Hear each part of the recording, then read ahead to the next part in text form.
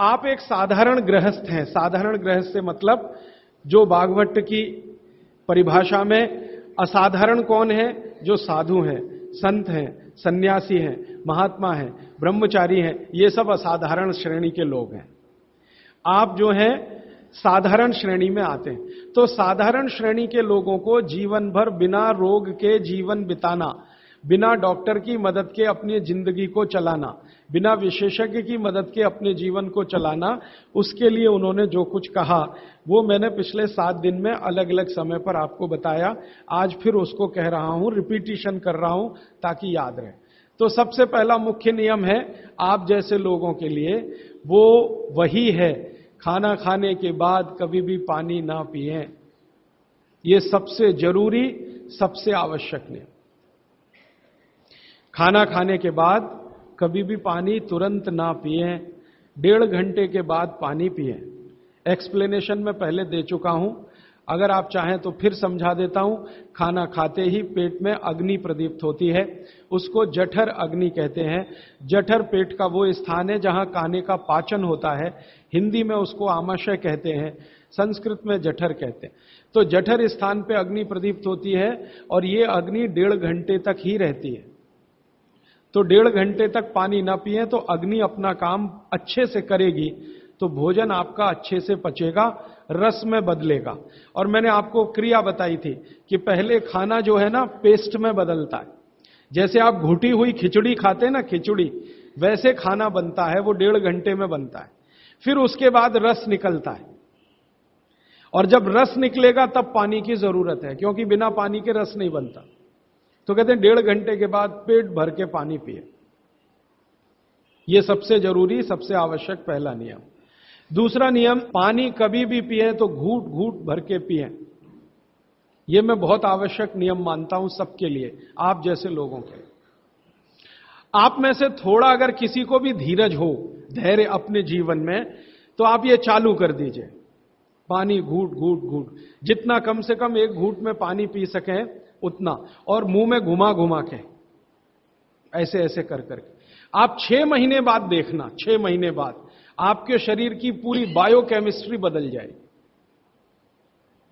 सबसे पहली चीज जो आप महसूस करेंगे, आप कहेंगे मैं पहले से ज्यादा फ्रेश हूं, आप कहेंगे मैं पहले से ज्यादा हल्का हो गया, माने वजन कम हो गया, आप कहेंगे पहले से अच्छी नींद आ रही है, आप कहेंगे पहले से अच्छा खाना हजम हो रहा है, आप कहेंगे पहले से ज्यादा मेरे दर्द कम हो गए, जो घुटनों का, कमर का, कंधे का, जगह जगह, आप कहेंगे चक्कर आना बंद हो गए, आप कहेंगे सुबह सुबह उठकर सिर का दर्द कम हो गया। ऐसी 85 बातें आप खुद कहेंगे 6 महीने के बाद। आप करिए इसको। मैंने तो कई लोगों को बताया साल साल भर से कर रहे हैं, 1.5 साल से कर रहे हैं। मैंने आपको एक उदाहरण दिया था, हमारा एक सहयोगी है, कल बेंगलोर में 140 किलो का था, 1 साल से घूट घूट पानी पी रहा है, अभी 70 किलो का है। कोई आसन नहीं करता, कोई प्राणायाम नहीं करता, जिम में नहीं जाता, कोई एक्सरसाइज नहीं करता, क्योंकि उसको फुर्सत भी नहीं है, आईटी कंपनी में काम करता है। लेकिन इतना जरूर करता, पानी जब भी पिएगा घूट घूट पिएगा, खाने के 1.5 घंटे बाद ही पिएगा। यह अद्भुत है। इस नियम को मैंने हजारों लोगों पे करके देखा है, एकदम एक्सीलेंट रिजल्ट है, कई बार तो चमत्कारिक रिजल्ट है। और कारण उसका क्या है? कारण उसका एक ही है कि घूट घूट पानी पीने से ज्यादा लार पेट में जाती है। पेट को हमेशा लार की जरूरत है, क्योंकि यहां एसिड बन रहा है। एसिड खाने के समय में जो निकले तो खाना पचे, खाने के आगे पीछे जो एसिड निकलता है वो डाइल्यूट होना ही चाहिए, नहीं तो वो पूरे रक्त में जाकर उसकी एसिडिटी बढ़ा देता है। और वही एसिडिटी है जो आपको हार्ट अटैक लाती है, कार्डियक अरेस्ट की तरफ ले जाती है, ब्रेन हेमरेज करा देती है, पैरालाइज्ड हो जाते हैं आप। गंभीर से गंभीर रोग इसी एक नियम के ना होने से होते हैं। आप पानी घटाघट घटाघट जो पी रहे हैं, यही एक छोटी सी गलती जिंदगी में आपको सबसे भारी पड़ेगी। ठीक है?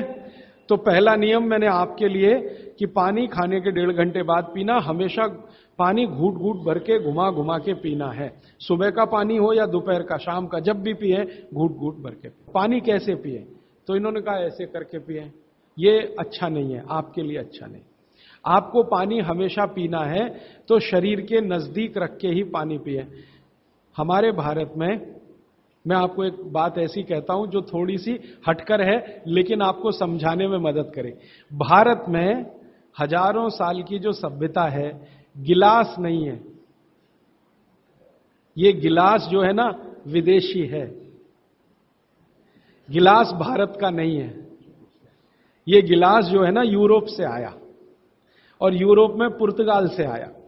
ये पुर्तगाली जब हमारे देश में घुस गए, तब से गिलास में हम फंस गए। गिलास अपना नहीं है, लोटा है, लोटा। लोटा और गिलास का अंतर आप, लोटा है, और लोटा कभी भी एक रेखीय नहीं होता। वो ऐसे ऐसे ऐसे ऐसे होता है। तो भागवत जी कहते हैं कि जो बर्तन एक रेखीय हैं उनका त्याज्य करें, वो है नहीं, अच्छे काम के नहीं है। तो गिलास का पानी पीना अच्छा नहीं माना जाता, तो लोटे का पानी पीना अच्छा माना जाता है। अब आप बोलेंगे जी क्या फर्क है? फर्क सीधा सा है, पानी के बारे में मैं बता चुका हूं। पानी को जहां धारण किया जाए वैसे गुण उसमें आते हैं। पानी अपने गुण कुछ नहीं है, जहां दे दो वही गुण हो जाते हैं। दही में मिला दो तो छाछ में बन गया, वो दही का गुण ले लेगा, पानी खत्म हो गया। दूध में मिलाया तो दूध का गुण। तो लोटे में पानी जो रखा तो पात्र का गुण आएगा, लोटे का। अब लोटे का गुण क्या? लोटा गोल है ना, गोल है ना। और आप थोड़ा गणित अगर समझते हैं और विज्ञान समझते हैं तो हर गोल चीज का सरफेस टेंशन कम रहता है। हर गोल चीज का सरफेस टेंशन कम रहता है, क्योंकि सरफेस एरिया कम होता है। हर गोल चीज का चूंकि सरफेस एरिया कम है, इसलिए सरफेस टेंशन कम है। इसको हिंदी में पृष्ठ तनाव कहते हैं। हर गोल चीज का सरफेस एरिया कम है तो सरफेस टेंशन कम है, और सरफेस टेंशन कम है तो जो पानी उसमें है उसका भी सरफेस टेंशन कम है। तो कम सरफेस टेंशन का पानी ही आपके लिए सबसे ज्यादा उपयोगी है। अगर सरफेस टेंशन बढ़ा हुआ पानी आप पिएंगे तो बहुत तकलीफ करने वाला है। सरफेस टेंशन बढ़ी हुई कोई भी चीज आप खाएंगे तो तकलीफ करने वाली है, क्योंकि उसमें शरीर को तकलीफ देने वाला एक्स्ट्रा प्रेशर आता है। तो गिलास का पानी और लोटे के पानी में जमीन आसमान का अंतर। इसी तरह से कुएं का पानी, कुआं गोल है ना, सबसे अच्छा। ये सारे साधु संत कुएं का ही पानी पीते हैं, आप जानते हैं। ना मिले तो विहार कर जाते हैं, जहां कुआं मिलेगा वहां पिएंगे। देखा है ना आपने साधु संत, वो कुएं का पानी उनके लिए सर्वश्रेष्ठ है, क्योंकि कुआं गोल है, कुएं की सरकमफरेंस कम है और सरफेस एरिया कम है, इसलिए सरफेस टेंशन कम है। और सरफेस टेंशन कम होने से क्या होता है, पानी का एक गुण बहुत लंबे समय तक जीवित रहे। पानी का सबसे बड़ा गुण है सफाई करना। अब आपके लिए वो गुण कैसे काम में आ रहा है वो जरा देखिए। आपकी बड़ी आंत है और छोटी आंत है, आप जानते हैं कि उसमें मेम्ब्रेन है, कचरा उसी में जाके फंसता है, तो इसको निकाल निकाल के बाहर लाना पड़ता है। ये तभी संभव है जब सरफेस टेंशन कम वाला पानी आप पी रहे हैं। तो अगर सरफेस टेंशन बढ़ा हुआ पानी है तो ये कचरा बाहर नहीं निकालेगा। मैं इसको एक दूसरे तरह से समझाता हूं, कॉम्प्लिकेशन है लेकिन सरल समझा रहा हूं। आप एक एक्सपेरिमेंट करिए, आज घर जाइए और दूध लेके चेहरे पे लगाइए थोड़ी देर, और 5 मिनट बाद रुई से पोंछिए, तो रुई काली हो गई है ना। कैसे? अंदर का कचरा और गंदगी बाहर आया। कैसे बाहर आया? वो दूध ने बाहर लाया। अब दूध कैसे बाहर लाता है? दूध का सरफेस टेंशन सभी वस्तुओं में सबसे कम है। तो जैसे ही दूध आपने अप्लाई किया, दूध ने इस त्वचा के सरफेस टेंशन को कम कर दिया, क्योंकि जो वस्तु का जो गुण है दूसरे पर लगाओ तो वैसा ही आएगा। तो यहां दूध ने सरफेस टेंशन कम किया तो त्वचा थोड़ी सी खुल गई, और त्वचा खुली तो अंदर का कचरा बाहर निकल गया। यही क्रिया पानी करता है पेट में। यही सेम, आपने पेट में पानी डाला, बड़ी आंत और छोटी आंत का सरफेस टेंशन इसने कम कर दिया, तो बड़ी आंत और छोटी आंत थोड़ी खुल गई, और खुली तो सारा कचरा उसमें से बाहर आ गया। और हाई सरफेस टेंशन का पानी पिए, ज्यादा सरफेस टेंशन का, तो आंतें सिकुड़ेंगी, क्योंकि तनाव बढ़ेगा। तनाव बढ़ते समय चीज सिकुड़ती है, तनाव कम होते समय चीज खुलती है। तनाव बढ़ेगा तो सारा कचरा आंतों में अंदर बंद हो जाएगा। अब यही आपको मूलव्याध, बवासीर, भगंदर सब करेगा। इसलिए सरफेस टेंशन कम वाला ही पानी पीना, लोटे का पानी सबसे अच्छा माना जाता है। गोल कोई भी वस्तु आपके घर में है उसमें रखा हुआ पानी पीना सबसे अच्छा माना जाता है। तो गोल कुएं का पानी है तो बहुत अच्छा है, गोल तालाब का पानी हो, तालाब भी गोल होते हैं ना, तो गोल तालाब का पानी बहुत अच्छा, गोल कुएं का पानी बहुत अच्छा। तालाब से छोटी एक पोखर होती है, पोखर, अगर पोखर गोल है तो उसका पानी बहुत अच्छा। नदी के पानी की तुलना में हमेशा कुएं का पानी अच्छा, क्योंकि नदी में गोल कुछ भी नहीं है, वो लंबी है, तो वहां का पानी हमेशा हाई सरफेस टेंशन वाला है। और नदी से ज्यादा खराब समुद्र का, और सबसे अच्छा पानी लोटे का। लोटे जैसी कोई भी गोल चीज है तो अच्छा। अब आप इसको प्रकृति में भी महसूस करेंगे, बारिश का पानी गोल होके ही नीचे आता है, माने बूंदें सब गोल हैं, क्योंकि उनका सरफेस टेंशन हमेशा कम है। तो ये विश्लेषण लंबा चला जाएगा, लेकिन मैंने यहां जो आपको याद दिला दिया वो ये कि पानी पी रहे हैं तो गिलास में ना, ज्यादा अच्छा है लोटे में पिएं। तो लोटे वापस लाएं घर में, लोटे ही निकल गए, अब गिलास घुस गए, और लोटे निकले ना तो लाखों कारीगरों की जिंदगी खत्म हो गई जो लोटे बनाते थे। खत्म हो गए कि नहीं? कसेरे खत्म हो गए। गांव गांव में कसेरा शब्द समझते हैं? वो ठोक पीट के लोटा बनाने वाले आदमी को कसेरा कहते हैं। वो पीतल के लोटे बनाते थे, कांसे के लोटे बनाते थे, सब मर गए बेचारे हमारे गिलास के चक्कर में।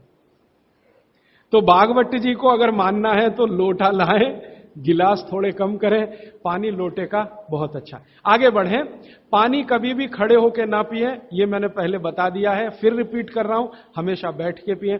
फिर उसके आगे का एक सूत्र है कि ठंडा पानी कभी ना पिएं। और इस ठंडे पानी का ये यहां पर भी एक विश्लेषण में नया दे दूं आपको कि हर ठंडे पानी का सरफेस टेंशन बढ़ा हुआ होता है।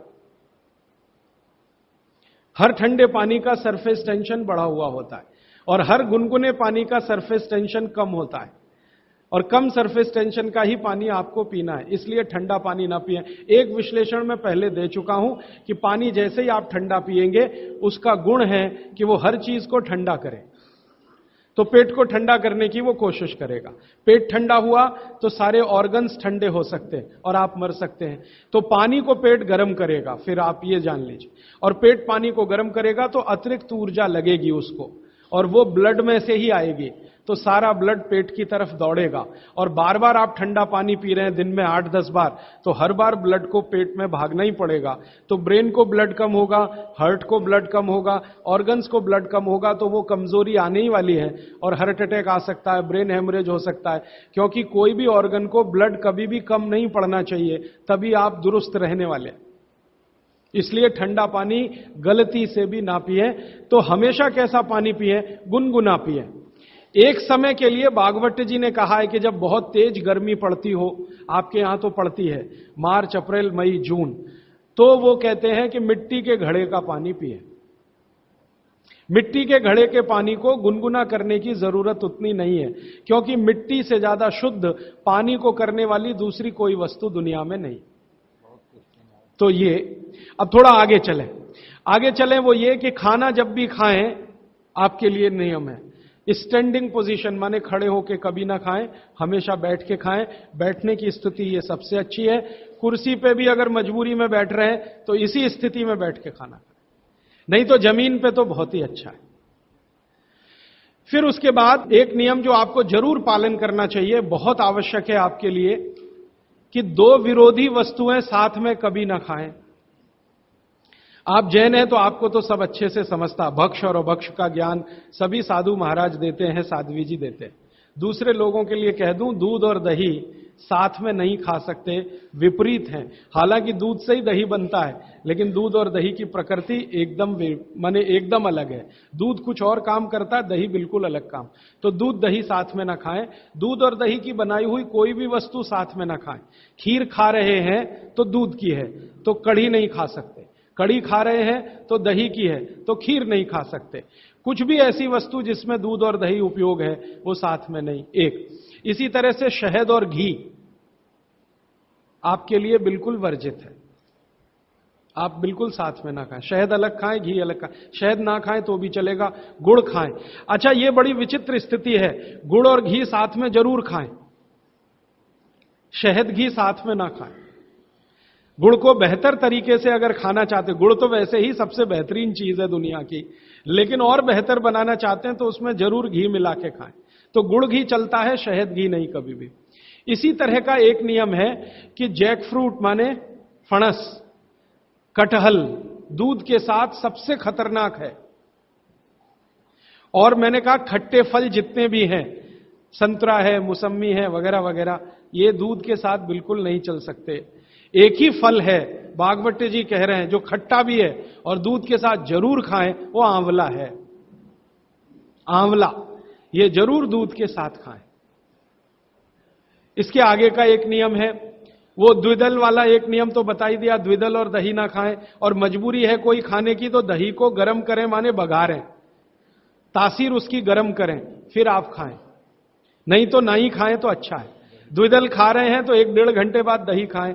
छाछ अगर खा रहे हैं द्विदल के साथ तो 1-8 घंटे के बाद पी लें। और अगर पीनी ही है तुरंत, प्यास नहीं रुक रही है, तो छाछ को बघारें, माने उसमें अजवाइन हो, थोड़ा जीरा हो, हींग हो, उसका छोंक लगाएं तो उसकी तासीर बदलती है, तो आप ले सकते हैं। और इसके आगे का एक नियम कि सुबह का खाना 9:30-10 बजे तक, क्योंकि उस समय जठर अग्नि सबसे ज्यादा तीव्र है, और शाम का खाना 5-6 बजे तक। ये मैंने आपके हिसाब से कैलकुलेशन किया। भागवत जी ने कहा इसमें जलवायु का, मौसम का ध्यान रखना है, तो आपके हिसाब से, माने आप चेन्नई में हैं तो 9, 9:30, 10 बजे तक भरपेट खाना खाएं, शाम को 5-6 बजे तक भरपेट खाएं। बीच में अगर आप कहते हैं जी भूख लगी तो कुछ फल खा लें, नहीं तो अच्छी चीज भागवत जी ने जो कही है, सुबह का खाना जो 9-10 बजे खाएं, शाम का 5-6 बजे, उनको बीच में भूख लग रही है तो कहते हैं चना और गुड़ खाएं, शेंगदाना और गुड़, माने मूंगफली और गुड़ खाएं, माने उस समय आप चिक्की खाएं, क्योंकि गुड़ और चना, गुड़ और मूंगफली उसमें है। दोपहर को अगर भूख लग रही है, चिक्की आप चाहें तो अच्छी भी खा सकते हैं, माने ज्यादा भी खा सकते हैं। बस एक ही तकलीफ ध्यान में रखें कि जब चिक्की और गुड़ ज्यादा हो जाए तो थोड़ी सोंठ चाट लें या थोड़ी सोंठ खा लें, तो उसका जो तासीर है वो तुरंत बदल जाता है। नहीं तो ज्यादा चिक्की खा ली तो नाक में से खून आ सकता है। तो नाक से खून ना आए, थोड़ी सोंठ या अदरक, सोंठ इस्तेमाल करते हैं तो सोंठ, नहीं तो अदरक, उसके साथ ले। फिर आगे भागवत जी कहते हैं कि आपके भोजन का आपके जो वातावरण से बहुत रिश्ता है। आप जिस वातावरण में रह रहे हैं उसका ध्यान हमेशा रखें। अब मान लीजिए आप मद्रास में रह रहे हैं, तो मद्रास के आसपास का जो वातावरण है ये गर्म है। गर्म वातावरण में गेहूं नहीं हो सकता, गेहूं को होने के लिए ठंड चाहिए। तो निश्चित रूप से चेन्नई के आसपास किसी खेत में गेहूं अच्छा होगा नहीं। कोशिश करेंगे तो तब अच्छा होगा जब ठंड बढ़ जाए, क्योंकि गेहूं ठंड की फसल है, गर्मी की नहीं। गर्मी की फसल जो है वो चावल है, धान है, चावल है, बाजरा बहुत गर्मी की फसल है। ये राजस्थान में रहने वाले सब लोग जानते हैं कितनी गर्मी है राजस्थान में, और वहीं बाजरा सबसे अच्छा होता है। कच्छ में, सौराष्ट्र में कितनी गर्मी है, बाजरा सबसे अच्छा वहीं होता है। तो गर्मी की जो फसलें हैं वो धान है, बाजरा है, और जौ है, जवारी है। जवारी आप समझते, ज्वार। तो ये सब आपके लिए अच्छे हैं। यहां चेन्नई में आप रहते हैं ना, ज्वार की रोटी खाएं, बाजरे की रोटी खाएं, गेहूं की कम ना खाएं तो भी चलेगा। जो यहां हो रहा है वो ज्यादा खाएं। अब आप बोलेंगे गर्मी में भी बाजरे की रोटी खाएं, ना खाएं, क्योंकि बाजरा वैसे तो गर्म है, लेकिन गर्मी में भी खाना है। मान लो आपको स्वाद है, छूट नहीं रहा है, जगह छूट गई है, स्वाद नहीं छूटता। मन हमारा अभी भी राजस्थान में है या कच्छ में है या सौराष्ट्र में, कुछ मजबूरी है कि हम यहां रह रहे हैं। अगर ये मजबूरी खत्म हो जाए तो आप सब भागेंगे यहां से। मजबूरी कैसी, कच्छ में, सौराष्ट्र में इतना ही पैसा आ जाए तो आप सब चले जाएंगे, क्योंकि मन जो है ना छूटता नहीं है, स्थान से लगा रहता है, स्वाद मन के साथ जुड़ा हुआ। तो स्वाद के लिए ही अगर बाजरा खाना चाहते हैं तो बिना गुड़ के ना खाएं। यहां पर चेन्नई में गुड़ और घी के साथ बाजरे की रोटी आप खा सकते हैं, गुड़ और घी के साथ जवारी की रोटी आप खा सकते हैं। ज्यादा आप खाएं तो चावल आपके लिए, धान जो यहां होता है वो सबसे अच्छा है। तो तासीर ध्यान रखें, आबो हवा का ध्यान रखें, वातावरण का ध्यान रखें, हर बनाते समय भोजन में और खाते समय भोजन में। ये कुछ सूत्र हैं जो बहुत आवश्यक हैं आपके लिए, मैं मानता हूं, जो मैंने आपको पिछले एक 45 मिनट या 30 मिनट में जो रिपीट किए, जिनको मैं बहुत आवश्यक मानता हूं। और इसमें से एक सूत्र छूट गया जो बहुत आवश्यक, सुबह सुबह उठकर पहले पानी पिए, सुबह सुबह उठकर पहले पानी पिए। कारण मैं बता चुका हूं कि उठते ही आपके मुंह में जो लार बन रही है वो बहुत बहुत बहुत कीमती है, उसकी कीमत लगा नहीं सकते आप, वो एकदम अमूल्य चीज है, वो अंदर ही जाए तो अच्छा है। तो आप उठते ही पानी पीने का नियम बनाएं। कितना पानी पिए? मैंने बताया था 18 से कम उम्र के जो बच्चे हैं उनको लगभग 1.5 से 2 गिलास, 60 से ऊपर के जो बुजुर्ग हैं उनको भी 1.5 से 2 गिलास, और आप जिस उम्र में हैं 18 से 60 तो कम से कम 3 गिलास। पीने का तरीका वही है, सिप सिप सिप सिप करके पीना। और ये सुबह का पानी अकेला पानी है जो बिना प्यास के भी पीना। जी, ये मुख्य नियम मैं मानता हूं आपको जरूर धारण करने चाहिए। और मेरी एक दूसरी गुजारिश है, आप जितने भी लोग बैठे हैं इन सब नियमों को पालन करें। आज से कुछ ने तो शायद शुरू भी किया है 2-3 दिन से, जरूर पालन करें। हो सकता है कि 6 महीने के बाद, 8 महीने के बाद मेरी आपकी फिर मुलाकात हो, तब आप मुझे इसकी रिपोर्टिंग करें। रिपोर्टिंग करें क्यों? मैं आप सबको भागवत का चेला बनाना चाहता हूं। मैं ये चाहता हूं, मैं विनम्रतापूर्वक कह रहा हूं, मैं ये चाहता हूं कि जो ज्ञान मैंने 6 साल में लिया, ये साल भर में आपके पास पूरा पहुंच जाए। क्यों? आप तो इसको अपने जीवन में पालन करके स्वस्थ रह ही सकते हैं, अपने परिवार को भी रख सकते हैं और पड़ोसियों को भी रख सकते हैं। और भागवत ने कहा है कि जो अपने दुखों को दूर कर ले और दूसरों के दुखों को दूर करने का काम करे, वो ही मोक्ष का भागी है, माने भागीदार हो सकता है। तो मैं चाहता हूं आप सब मेरे साथ मोक्ष में चलें, वहां भी हम यही करेंगे, तो आप अच्छे हो जाएंगे, देश भी अच्छा हो जाएगा। ये कहकर मैं अब प्रश्नों की तरफ चल रहा हूं। प्रश्न मेरे पास भरपूर आ चुके हैं। मैं कोशिश ये करूंगा कि जो प्रश्न एक बार उत्तर आ गया उसको दोबारा नहीं दूंगा। हो सकता है किसी व्यक्ति ने वो प्रश्न रिपीट किया। ज्यादातर प्रश्न जो हैं वो रोगों से संबंधित हैं, इस रोग में क्या करें, उस रोग में क्या करें। तो सबसे पहला प्रश्न जो मैं सबसे आसान मानता हूं, आंखों के नीचे काले धब्बे आ गए हैं तो क्या करें। मैं इसका उत्तर पहले दे चुका हूं, फिर दोहराऊं। आपको सबसे अच्छा आसान उपाय मैं बता रहा हूं, वो ये, जिनको भी डार्क सर्किल है सवेरे उठें, सबसे पहला जो आपका थूक है, मुंह का लार है, इसको आंखों के नीचे लगा के मालिश करें, हल्की हल्की मालिश करें। आपके सारे डार्क सर्कल खत्म हो जाएंगे। और ये जो सुबह का मुंह का लार है, इससे आप अपने त्वचा रोग भी ठीक कर सकते हैं। खाज है, खुजली है, दाद है, सोराइसिस है, इचियोसिस है, एक्जिमा है, हर जगह इसको अप्लाई करें और हल्की हल्की मालिश करें। कोई कहेगा कि बहुत ज्यादा शरीर में है तो इतना तो थूक बनता ही नहीं है, और पूरे शरीर पे लगाना पड़े तो ऐसी स्थिति में आप मुझे व्यक्तिगत रूप से शाम को 4 बजे मिलें। मैं आपको एक ऐसी दवा बता दूंगा या लिखा दूंगा जो थूक भी बढ़ा देगी और आपकी शरीर की खाज, खुजली, दाग, धब्बे सब मिटा देंगे। वो व्यक्तिगत है। नींद बराबर नहीं आती, नींद बराबर नहीं आती है तो इसका माने एक ही आप जान लीजिए कि आपके शरीर में अगर वात बढ़ा हुआ है, वायु बढ़ी हुई है, तो अच्छी नींद कभी नहीं आएगी। तो इसके लिए बहुत सरल उपाय मैंने बताया था। रात को गाय का घी हल्का गर्म करके दोनों नाक में डाल के सोएं। गाय का घी हल्का गर्म करके, जब वो तरल हो जाए उतना ही गर्म करें और एक एक बूंद दोनों नाक में डालें और हल्के से खींचें, ज्यादा तेज नहीं, बस इतना करेंगे अंदर चला जाएगा। बहुत खींचने की जरूरत नहीं, क्योंकि आगे चला जाएगा, जहां नहीं जाना चाहिए वहां भी चला जा सकता है। तो हल्का खींचकर छोड़ दें और सो जाएं, भूल जाएं। फिर नींद बहुत अच्छी आएगी, खर्राटे बिल्कुल बंद हो जाएंगे, स्नोरिंग बिल्कुल खत्म हो जाएगी। नींद के समय जो खराब सपने आ रहे हैं वो सपने कभी आएंगे नहीं। अच्छे ही सपने आएंगे जब भी आएंगे। रात में नींद कभी खुलेगी नहीं, 6 घंटे के पहले आप उठेंगे नहीं कम से कम। रात की नींद खुलने का एक वो तकलीफ आ गया ना, पेशाब आती है, नींद खुल जाती है। घी डाल के सोएंगे तो रात को नींद कभी नहीं खुलेगी, 6, साढ़े 6, 7 घंटे के बाद ही खुल। और बच्चों को तो जरूर करें, इससे और एक फायदा होगा, स्मरण शक्ति बढ़ेगी। ठीक है, तो अब एक ही कागज पर ये 3 प्रश्न थे, तीनों उत्तर दे दिए। अब आगे जिस कागज में ये प्रश्न आएंगे उत्तर नहीं दूंगा। अभी है हाई ब्लड प्रेशर, रक्त का ऊंचा दबाव, अस्थमा, पेट की कब्जी, और इसमें भी फिर आ गया है त्वचा का कालापन, वो मैं उत्तर दे चुका हूं। अब मैं आ जाता हूं, ब्लड प्रेशर हाई है।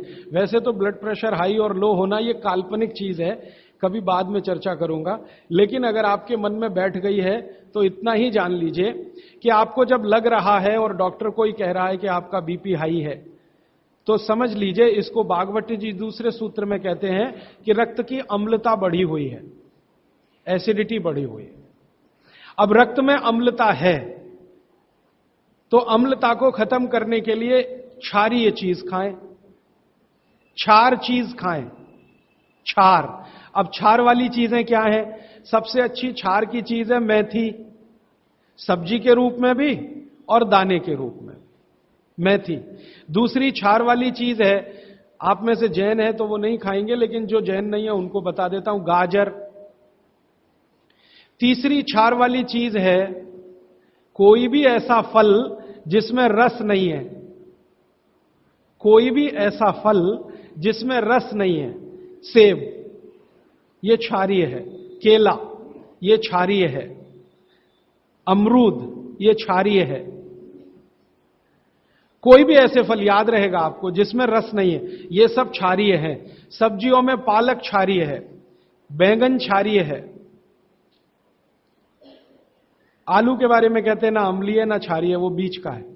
तो जो सब्जियां आपको क्षारीय हैं और जो मसाले माने औषधियां क्षारीय, इनका उपयोग करें तो अम्लता अपने आप कम होगी, तो ब्लड प्रेशर कम होगा, तो ट्राइग्लिसराइड कम होगा, मोटापा भी कम होगा, सब कुछ कम होगा आपका।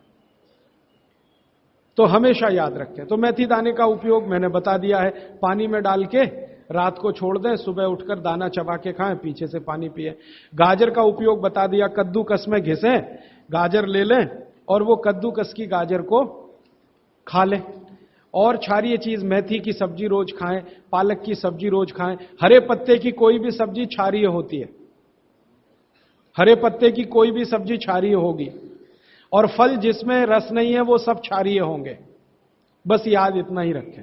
तो आप अगर उपयोग करेंगे तो हाई ब्लड प्रेशर तो जाएगा ही, उसके साथ ब्लड कोलेस्ट्रॉल कम रहेगा, ट्राइग्लिसराइड कम रहेगा, मोटापा कम होगा, पेट आपका कम होगा, और उसके अंत में हार्ट अटैक आएगा नहीं।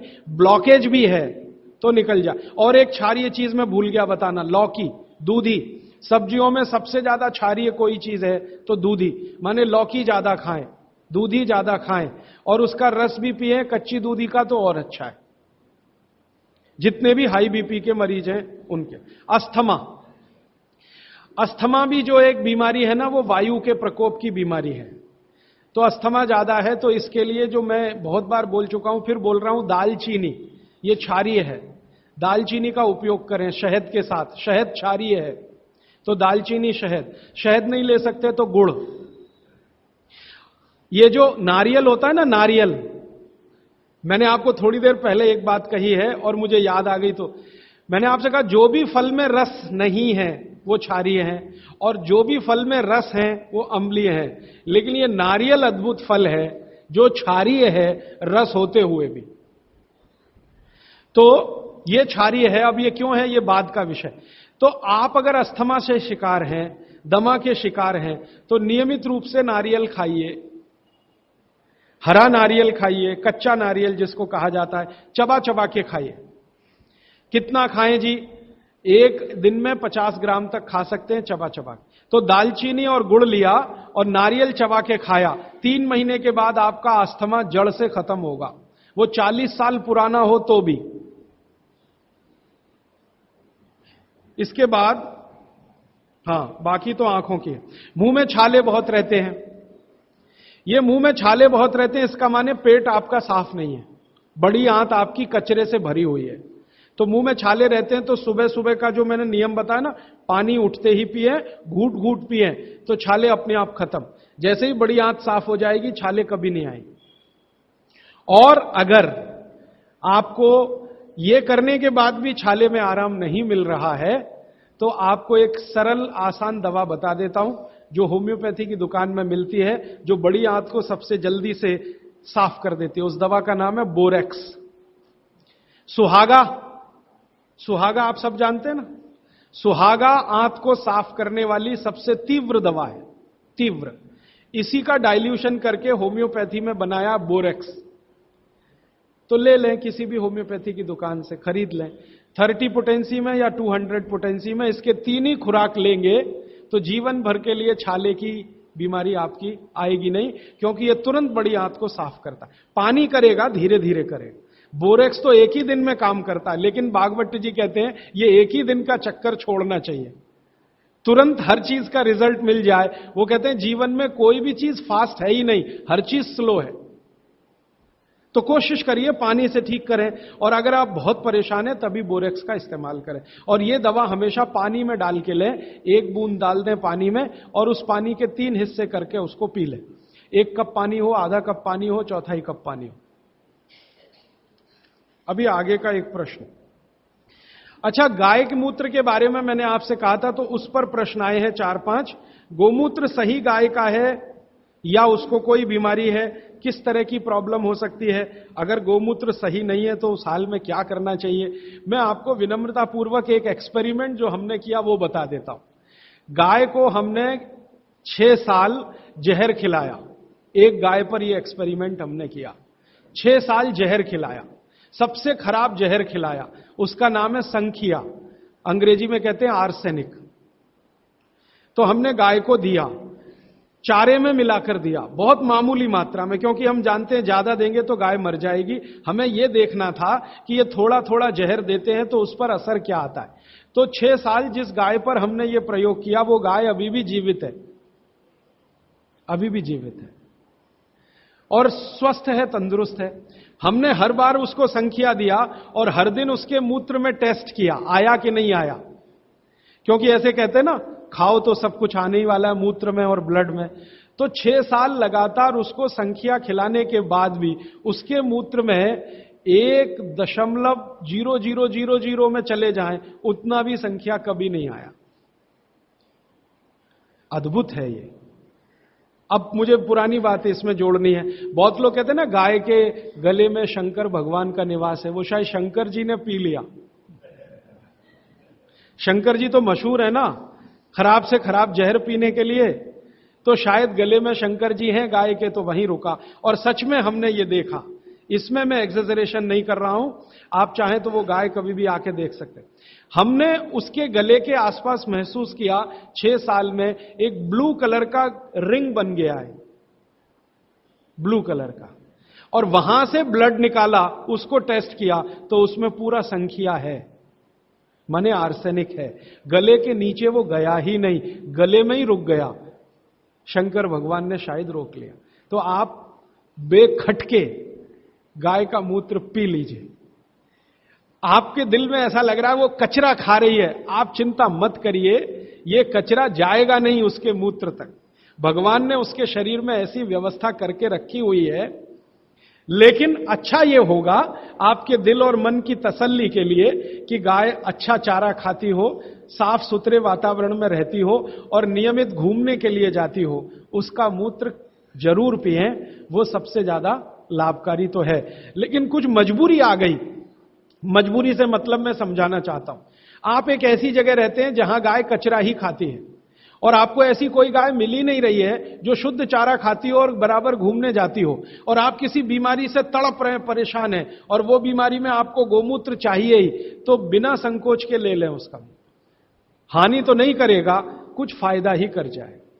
गोमूत्र के बारे में अब तक की जो रिसर्चेज हैं वो ये हैं कि इसके साइड इफेक्ट है नहीं।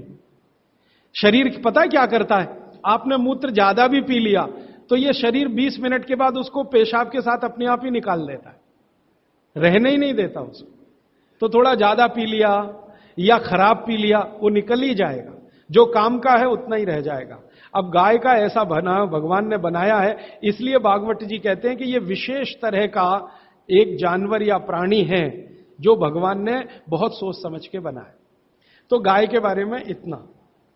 अच्छा, अर्थराइटिस के लिए किसी ने पूछा है, अर्थराइटिस के अब जितने भी प्रश्न आएंगे उनका एक ही साथ ये उत्तर है कि अर्थराइटिस की समस्या अगर बहुत गंभीर है और डॉक्टर आपको कोई ये कह रहा है कि जी ऑपरेशन करा लो, तो हाथ जोड़कर कहता हूं ऑपरेशन तो कभी मत कराना, क्योंकि आप जिस स्थिति में हैं उससे भी ज्यादा खराब हो जाएगी।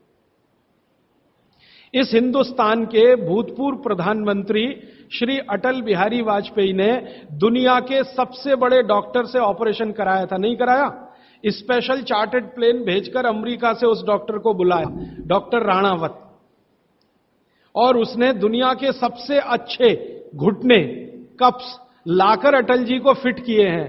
अटल जी को देख लीजिए आप, पहले तो थोड़ा चल लेते थे, अब तो चलना ही बंद हो गया, सिर्फ व्हील चेयर पे ही रहते हैं, और वो खुद कहते हैं कि मैं पहले से ज्यादा तकलीफ में हूं।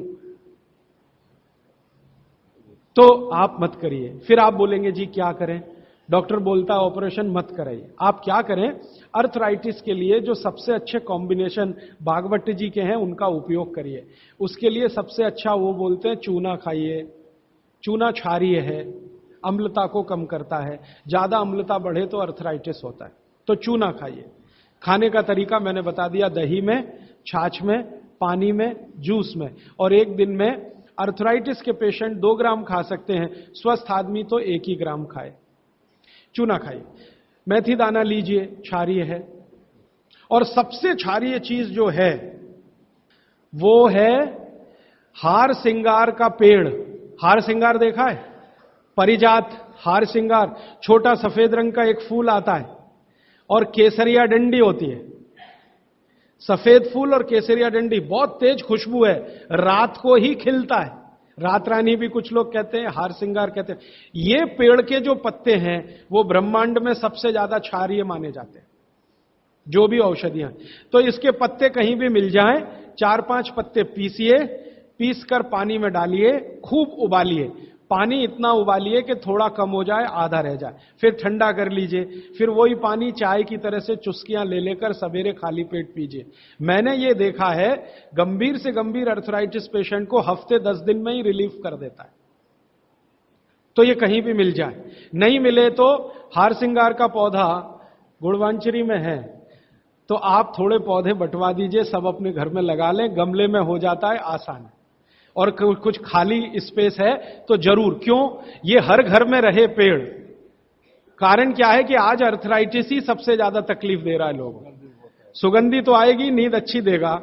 जहां आपका बेडरूम है उसके पीछे जरूर लगा लीजिए, और उसका पत्ता आपको अर्थराइटिस से मुक्ति देगा। और दोनों तरह की अर्थराइटिस, रूमेटिड और ऑस्टियो, दोनों ही खत्म होती है इस हार सिंगार के पत्ते से। आइसक्रीम कब खा सकते हैं? कभी भी नहीं, कभी भी नहीं। और अगर आइसक्रीम खा ही रहे हैं, आप कहते हैं जी मन नहीं मानता, स्वाद है और मुंह को लग गया है, अब क्या, तो इसका एक उपाय बता देता हूं। आइसक्रीम खाइए और पीछे से गर्म पानी में घी मिला के पी लीजिए, तो जो कुछ भी तकलीफ वो करने वाली है उससे आप बच जाएंगे। ना खाएं तो सबसे अच्छा। दालचीनी सौंठ का काढ़ा ये लोग जरूर पिए, जिनको अस्थमा है, जिनको अर्थराइटिस है, माने वायु के रोग हैं, वो दालचीनी का काढ़ा जरूर पिए, गुड़ मिला के। मूंगफली और तिल जरूर खाएं। भगवान की दी हुई तिल दुनिया की सबसे अद्भुत वस्तु है। मैं तो आपको कहता हूं, जिंदगी भर मोटापे से बचना है, हार्ट अटैक से बचना है, आपको अर्थराइटिस से बचना है, तो रोज खाने के बाद तिल खाएं, चबा चबा के। काला तिल मिले तो बहुत अच्छा, नहीं तो सफेद ही खाएं। और आप जहां रहते हैं यहां के लिए तो बहुत ही अच्छा, मद्रास जैसे एरिया के लिए।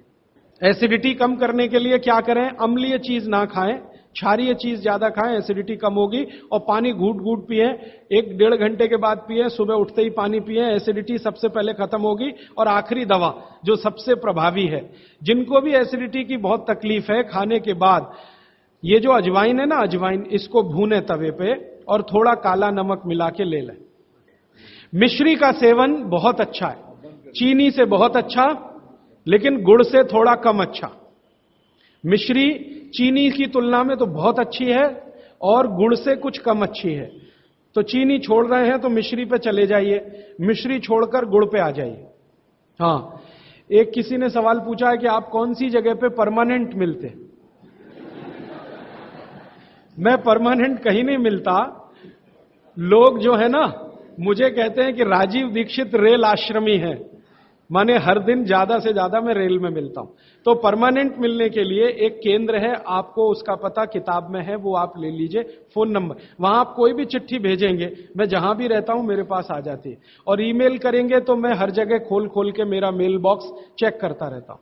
तो वो पता जो वर्धा सेवाग्राम का है, भारत पीठम, 10 जोतवानी लेआउट, सेवाग्राम रोड, सेवाग्राम, जिला वर्धा, महाराष्ट्र, ये मेरा परमानेंट केंद्र है। वहां आप पत्र भेज सकते हैं, फोन भी कर सकते। वहां फोन कभी भी करें तो पता चल जाएगा मैं कहां हूं।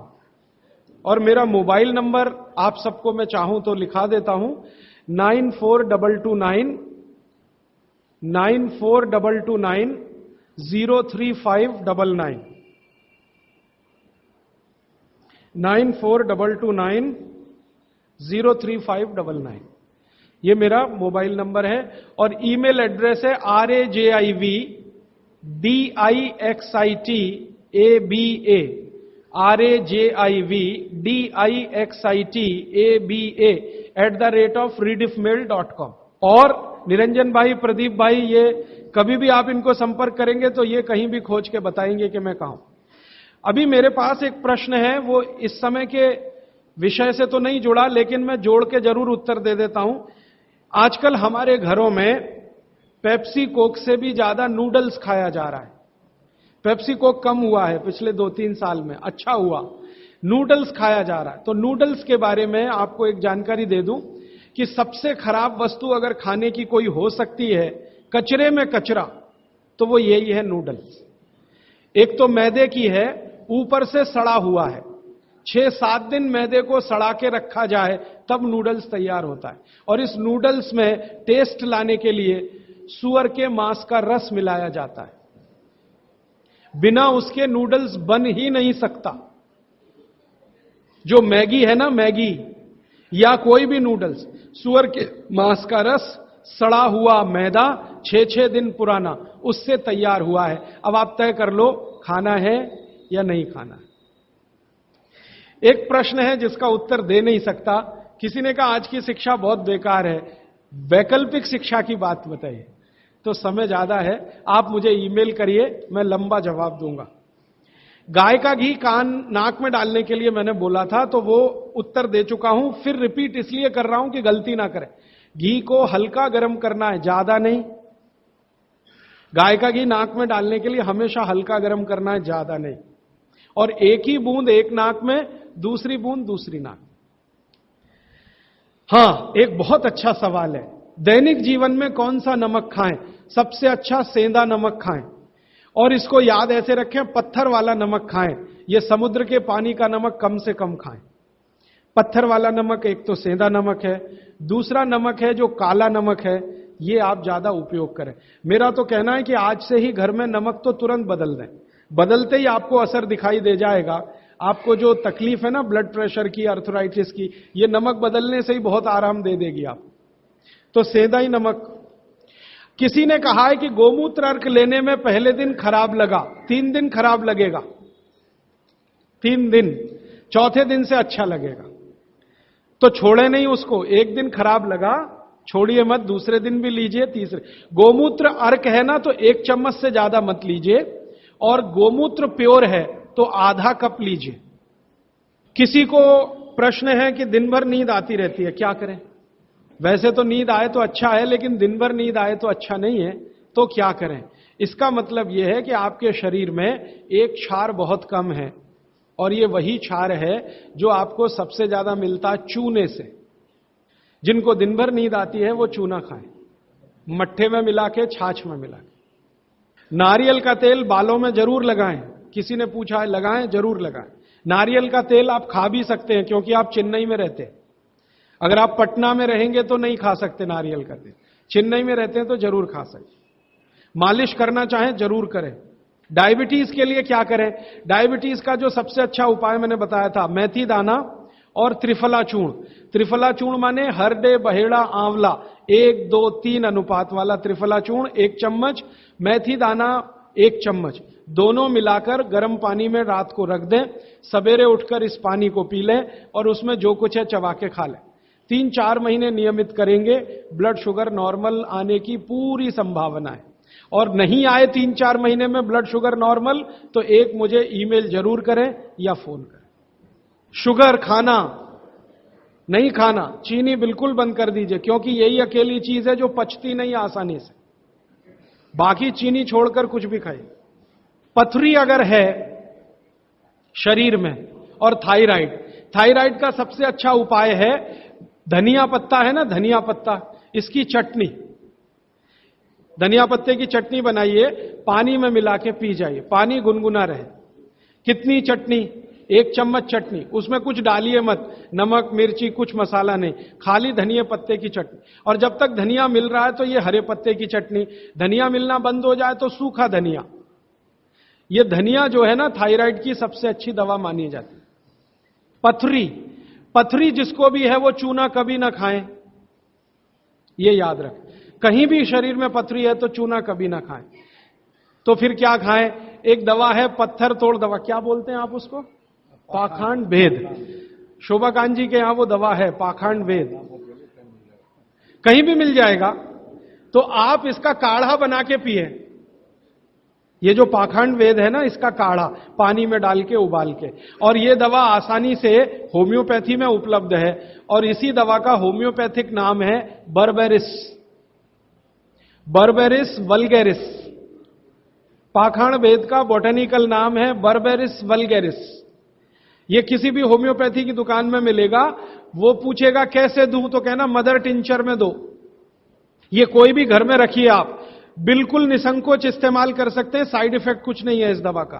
बर्बेरिस वल्गेरिस मदर टिंचर ऐसा बोलिए तो ये हल्के गुलाबी रंग की होगी, डार्क कलर की भी हो सकती है। इसकी 10-10 बूंदें 1/4 कप पानी में डालकर दिन में 3-4 बार पिलाएं। 1 महीने 1.25 महीने में सारी पथरी टूटकर निकल जाएगी।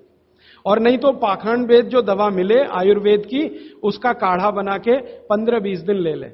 काढ़ा जल्दी तोड़ता है पत्थर को, बर्बेरिस को समय ज्यादा लगता है। पानी में चूना मिला के पी सकते हैं, जरूर पीजिए, पथरी वाले नहीं। दांतों का दर्द, दांतों के दर्द की सबसे अच्छी दवा है लौंग। लौंग इस्तेमाल करिए, लौंग का तेल इस्तेमाल करिए। और दांतों में दर्द हो ही नहीं तो थोड़ा थोड़ा चूना खाते रहिए। और दांतों में दर्द हो ही नहीं तो दातुन करते रहिए, दंत मंजन करते रहिए, पेस्ट बंद कर दीजिए। हां, अभी एक जरूरी प्रश्न आया, शराब और गुटखा छोड़ने के लिए क्या करें? जरूर आप इसको ध्यान से नोट कर लीजिए, ये बहुत लोगों के काम। शराब, गुटखा, तंबाकू, सिगरेट और बीड़ी, ये 5 बुराइयां व्यसन के रूप में हमारे घरों में आई हैं और देश का सर्वनाश किया है। इनके बचने के लिए बहुत अच्छा है, संकल्प शक्ति से बचें तो अच्छा है। भागवत जी कहते हैं किसी भी व्यसन से बाहर आना हो तो संकल्प शक्ति के साथ आइए तो अच्छा है। नहीं है संकल्प शक्ति तो दवा का उपयोग करिए। तो क्या दवाएं हैं आपके पास? सबसे अच्छी दवा है शुद्ध गाय का मूत्र, अर्क नहीं, शुद्ध गाय का मूत्र। दूसरी दवा आपके घर में है अदरक या सौंठ। जिनको शराब से छुड़ाना है, बाहर निकालना है, उनको अदरक और सौंठ ज्यादा खिलवाइए, रस पिलवाइए अदरक का, सौंठ का काढ़ा बना के दीजिए, गुड़ मिला के दे सकते हैं सौंठ का काढ़ा बना के। और गोमूत्र पीने को बोलिए। नियमित रूप से अगर आधा कप भी गोमूत्र पिया तो 1.25 महीने में शराब छूट जाती है। शराब जो पीते हैं, बीड़ी सिगरेट जो पीते हैं, उनके शरीर में एक केमिकल बढ़ जाता है, उसका नाम है सल्फर। और सल्फर को कम करने के लिए सल्फर ही चाहिए। आयुर्वेद में कहा है ना कि विष को विष मारता है, तो सल्फर बढ़ता है, तो सल्फर कम करने के लिए बाहर से सल्फर चाहिए, और बाहर का सबसे अच्छा सल्फर गोमूत्र में है। सर्दी जुकाम, सर्दी जुकाम ज्यादा है, बार बार है, सबसे अच्छी दवा है। आप अगर बच्चों के लिए ले रहे हैं तो कफ दूर करना है उनका, कफ नाशक सबसे अच्छी दवा मैंने पहले दिन बताई थी, शहद है। दूसरी, शहद नहीं लेते तो गुड़ है, तो बच्चों को गुड़ दीजिए ज्यादा।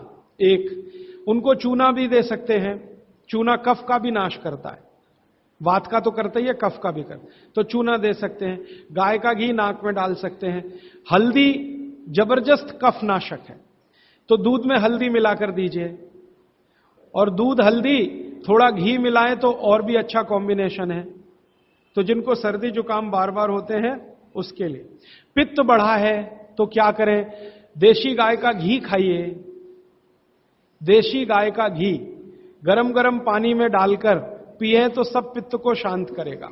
और दूसरी चीज मैंने पहले बता दी है, अजवाइन और काला नमक, यह भी पित्त बढ़े तो शांत करेगा उसको। एक मेरे पास डिफिकल्ट केस है, ये मुझे व्यक्तिगत रूप से मिले। कोई एक महिला है, उसकी लंबाई लगातार बढ़ रही है, ये मुझे शाम को मिले 4 बजे। बाल उड़ गए तो क्या करें, बाल कम हो गए तो क्या करें, बाल झड़ रहे हैं तो क्या करें? तीनों में एक उपाय है, दही को तांबे के बर्तन में रखें, 5-6 दिन खूब खट्टा हो जाए, हरा हरा हो जाए, तो इसको बालों में मालिश करें। 1 घंटे के बाद बालों को शीकाकाई से धोएं, हफ्ते में 1 दिन जरूर करें। त्रिफला शहद और गुड़ के साथ, सबसे अच्छा है गुड़ के साथ, सुबह खाएं, और दूसरा चाहे तो शहद के साथ भी खाएं। त्रिफला को औषधीय के रूप में लेना है, औषधि ऐसी जो धातुवर्धक है तो सुबह ही खाएं। और त्रिफला को रेचक के रूप में लेना है, माने पेट साफ करे, तो रात को ही खाएं सोने के पहले। बहुत ज्यादा छींकें आती हैं, नाक से पानी गिरता है, थोड़े दिन चूना खिलाएं और गाय का घी नाक में डालें, 15-20 दिन में छींकें भी बंद होंगी, पानी गिरना भी बंद। केवड़ा डालकर जल पी सकते हैं क्या गर्मियों में? केवड़ा एक होता है ना, आयुर्वेदिक औषधि है। केवड़ा डाला हुआ जल सिर्फ गर्मियों में, मार्च, अप्रैल, मई, जून, बारिश जैसे ही शुरू हो केवड़ा वाला जल बंद कर दीजिए। केवड़ा और एक होता खस, ये दोनों मिलाया हुआ जल गर्मियों में। अर्जुन की छाल लेने का समय सवेरे का, काढ़ा बनाकर दूध में नहीं तो पानी में, शक्कर नहीं मिलाएं उसमें, गुड़ मिलाएं, अर्जुन की छाल। टॉन्सिलाइटिस की रेमेडी, टॉन्सिल्स की सबसे अच्छी रेमेडी हल्दी, हल्दी का दूध बच्चों को रात को पिलाएं, टॉन्सिल नहीं होगा। पिपरमेंट के बारे में किसी ने पूछा है, आप शाम को 4 बजे मिले, मैं थोड़ा विस्तार से बता दूं। यूरिक एसिड अगर शरीर में जमा है तो मैंने आपसे बार बार कहा है, क्षारीय चीजें ज्यादा खाएं, एसिड निकल जाएगा। सबसे अच्छी क्षारीय चीज गोमूत्र पी लें, यूरिक एसिड एकदम साफ कर देता है गोमूत्र, लेकिन प्योर गोमूत्र। उड़द की दाल दालों का राजा है, बिल्कुल सही है, लेकिन दही के साथ नहीं। खाली उड़द की दाल खाइए, दालों का राजा है, बिल्कुल सही बात है, दही के साथ नहीं, दही के साथ ये जहर है। सुबह दूध पी सकते हैं, मैंने मना किया है, सुबह जूस पीना है, दोपहर को छाछ और रात को दूध, लेकिन पीना ही है अगर तो आंवले के साथ पिए, ना पिए तो अच्छा, सुबह का दूध ही पीना है तो आंवले के साथ। मोटापा कम करने के लिए उपाय बता दीजिए, आप लिख लीजिए इसको, नहीं तो याद कर लीजिए। जिनको भी मोटापा कम करना है उनको क्षारीय चीजें ज्यादा खानी है, तो मैंने आपसे कहा गाजर खाइए, गाजर नहीं खा सकते दूध ही खाइए। अब खाएं कैसे? गाजर को कद्दूकस में घिसिए और उसके लच्छे बनेंगे। फिर थोड़ी एक और क्षारीय चीज आपको आजकल उपलब्ध है, सेब, सेब पूरा क्षारीय होता है, तो सेब को कद्दूकस में घिसिए, दोनों बराबर मात्रा में मिला के सुबह पेट भर के खा लीजिए, 3 महीने लगातार खाइए। फिर अगले 3 महीने इसको बैलेंस करने के लिए आंवला खा लीजिए, आंवला 2-3 आंवला रोज मुरब्बे के रूप में, या क्या। फिर 3 महीने आंवला हुआ, फिर वापस इस गाजर और इस पे आ जाइए। तो साल भर अगर आप करेंगे तो बहुत आराम से 1/3 वजन तो आपका घट ही जाएगा, हो सकता है किसी का आधा भी हो जाए। ह्यूमन यूरिन के बारे में आपने पूछा, मैंने पहले ही बताया, अगर आप शाकाहारी हैं तो अपने मूत्र का भी इस्तेमाल कर सकते हैं, लेकिन गोमूत्र उससे हमेशा बेहतर है। बच्चे पेशाब करते हैं बिस्तर में, इसके लिए क्या करना? खजूर खिलाइए। खजूर छोटे छोटे टुकड़े काटकर बच्चों को खजूर दूध में डालकर, छोटे छोटे टुकड़े दूध में डालकर उबालिए, खूब उबल जाए, फिर वो दूध पिलाइए, खजूर खिलाइए, तो रात का बिस्तर का पेशाब उनका बंद हो जाए। वो एक प्रश्न है, वो कब्जियत से जुड़ा हुआ है। वो ये कहते हैं कि जल्दी से संडास उतरती नहीं है, क्या करें? रात को त्रिफला चूर्ण खा के सो जाइए, नहीं तो दूध में घी मिलाकर पी लीजिए, ये सबसे अच्छा है। दूध में घी मिला के रात को सोने से पहले पिएं तो सवेरे संडास बहुत आसानी से उतरती है और सबसे कम समय में पेट साफ होता है। नहीं तो त्रिफला भी ले सकते हैं 3 महीने। देखिए, एक नियम हमेशा याद रखिए, जो मैं बार बार कह, लगातार कोई भी दवा आयुर्वेद की 3 महीने से ज्यादा मत खाइए, और अगर जरूरत पड़ रही है तो थोड़े दिन ब्रेक दे दीजिए, 15 दिन का, 10 दिन का, 20 दिन का। ब्रेक के बाद फिर अगले 3 महीने ले सकते हैं, फिर ब्रेक दे दीजिए। फिर ये नियम बहुत जरूरी है, नहीं तो तकलीफ बहुत दूसरी भी हो सकती। पीठ की हड्डी में दर्द है, चूना, चूना खाइए। बच्चों को खांसी की एलर्जी अगर है तो नियमित रूप से, मैंने कहा ना, ऐसी चीजें दीजिए, कफनाशक है, सूंठ है, पान का पत्ता है, शहद है, गुड़ है, ये सभी कफनाशक हैं। कितनी उम्र के बच्चों को त्रिफला दिया जा सकता है? अगर छोटे बच्चे हैं तो त्रिफला ना देकर आंवला दीजिए, और त्रिफला देने का समय अगर शुरू कर रहे हैं बच्चों को तो थोड़ा 3-4 साल हो जाने दीजिए उनका। 3-4 साल के पहले दे सकते हैं तो आंवला दीजिए। और वैसे तो मेरा कहना है 14 साल की बच्चों को आंवला ही अच्छा है, त्रिफला उनको ना ही दें। त्रिफला एक उम्र के बाद ही सबसे अच्छा होता है। बहुत अधिक उम्र में घुटनों का दर्द, कमर का दर्द, तरीका मैंने वही बताया, चूना सबसे अच्छा है। अधिक उम्र में चूना सबसे अच्छा, अर्थराइटिस के लिए, घुटनों के दर्द के। एड़ी का दर्द और कोहनी का दर्द तो ऐसे ही मिट जाएगा जब पानी घूट घूट पीने लगेगी। जल्दी भूल जाए, स्मरण शक्ति कम हो, गाय का घी नाक में डालना सोते समय। नींद जल्दी ना आए तो क्या करना? गाय का घी नाक में डाल के सोना। हां, एक बहुत इंटरेस्टिंग प्रश्न आया, वो पहले दिन का जो मेरा व्याख्यान था कि फ्रिज का क्या करें, तो मैंने तो बोला था कि ये बंद कर दें। अगर आपका दिल नहीं मानता बंद करने के लिए, क्योंकि मैंने कहा ना, हिंदुस्तानियों में एक बुरी आदत है कचरे को इकट्ठा करने की। घर में डिब्बे डिब्बी इतने इकट्ठे रहते हैं, फालतू पड़े रहते हैं, फेंकते नहीं हमें, हमेशा ये सोचते कभी काम आएंगे, कभी काम आएंगे। तो ये चक्कर घुस गया। अब पता नहीं ये अंग्रेजों के समय से आया या पुराना। तो फ्रिज भी वैसी ही कोई चीज है। तो एक बहन ने या किसी ने सवाल ये लिख के भेजा है कि फ्रिज में से हमने सब्जी निकाल के 48 मिनट रख दी, तो अब उपयोग कर सकते हैं? हाँ, कर सकते हैं। उसको शायद ये बात अच्छे से समझ में आई। वो 48 मिनट का जो किस्सा मैंने बताया ना, तो वो चाहती नहीं है कि फ्रिज घर के बाहर जाए, किसी तरह इसका उपयोग होता रहे। तो ये मजबूरी का खेल है, लेकिन कर लीजिए कि आप कुछ भी जो रखा है फ्रिज में, अगर उसको पकाना चाहते हैं, खाना चाहते हैं, तो निकाल के 48 मिनट रख दीजिए, फिर उसका उपयोग कर लीजिए सब्जी के रूप में। नहीं तो एक चीज मत करिए कभी भी, कोई भी चीज एक बार गर्म करके आपने फ्रिज में रख दी तो दोबारा गर्म मत करिए। वो दूध हो या सब्जी हो या दाल हो, करिए ही मत। क्या करना? निकाल के रख दीजिए, 48-50 मिनट रखी रहे, वो अपने आप थोड़ी गर्म हो जाएगी प्रकृति की गर्मी से, फिर वही खा लीजिए। गर्म तो दोबारा बिल्कुल मत करिए। फ्रिज के दूध को दोबारा गर्म कभी मत करिए, फ्रिज की दाल को दोबारा गर्म कभी मत करिए, फ्रिज की सब्जियों को दोबारा गर्म मत करिए।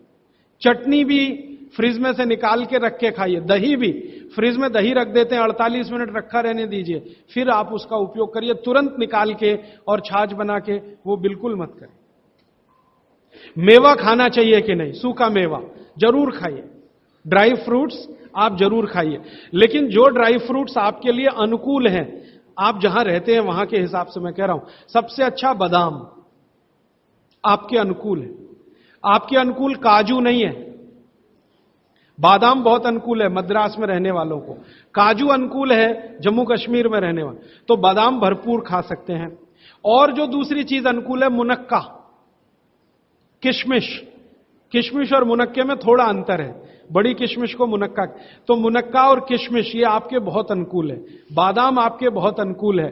मखाना, मखाना 50-50 है, ज्यादा अनुकूल तो बिहार उत्तर प्रदेश वालों को है और थोड़ा चले तो झारखंड वालों को। आपके लिए 50-50, ना बहुत प्रतिकूल है ना बहुत अनुकूल है, बीच का है।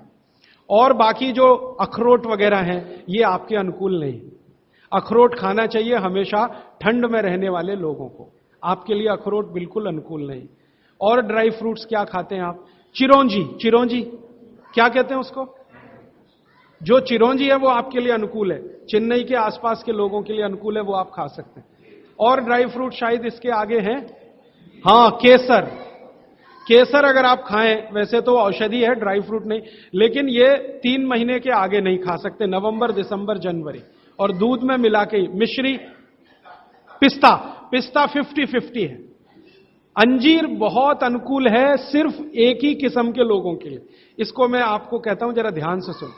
जिनको शरीर में शक्ति की कमी लगती है, शक्ति की कमी लगती है, ताकत कम है, शक्ति कम है, उनके लिए अंजीर बहुत फायदे की है। लेकिन जिनको पहले से ही ताकत है वो ना खाएं इसको। चेंदारू क्या होता है? एप्रिकॉट, हां एप्रिकॉट आपके लिए ठीक है, आप खा सकते हैं एप्रिकॉट। एक सुझाव है, प्रश्न नहीं है, और वो सुझाव मुझे स्वीकार है। वो ये कहते हैं कि आप चले गए उसके बाद क्या?